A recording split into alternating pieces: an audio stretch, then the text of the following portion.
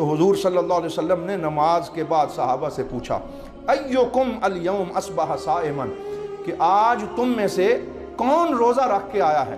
رمضان کے دن نہیں تھے، نفلی روزے کی بات تھی۔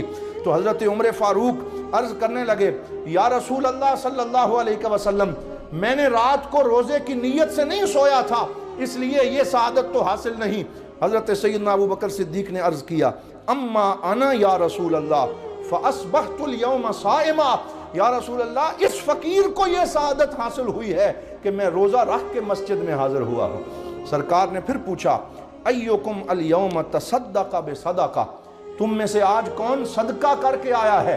تو حضرت سیدنا عمر عرض کرتے ہیں یا رسول اللہ ابھی تو فجر پڑی ہے اور فجر کی نماز کے بعد جائیں گے تو انشاءاللہ صدقہ کریں گے۔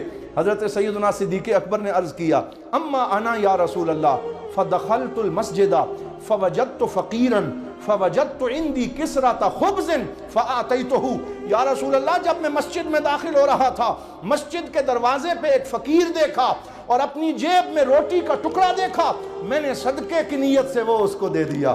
پھر حضرت حضور صلی اللہ علیہ وسلم نے پوچھا ایکم الیوم عاد مریضا، تم میں سے آج کس نے مریض کی عیادت کی ہے؟ تو پھر حضرت سیدنا صدیق اکبر نے عرض کیا یا رسول اللہ جب مسجد کی طرف میں آ رہا تھا میرا بھائی عبد الرحمن بن عوف مریض تھے، راستے میں آتے ہوئے پہلے میں ان کے گھر گیا، ان کی عیادت کی، پھر مسجد میں آیا۔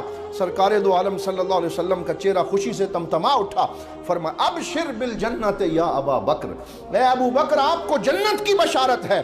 مجتمعنا لرجل الا بشر بالجنہ، یہ تین چیزیں ایک دن میں جس بندے میں جمع ہوتی ہیں اللہ تعالیٰ اسے جنت کی بشارت عطا فرماتا ہے۔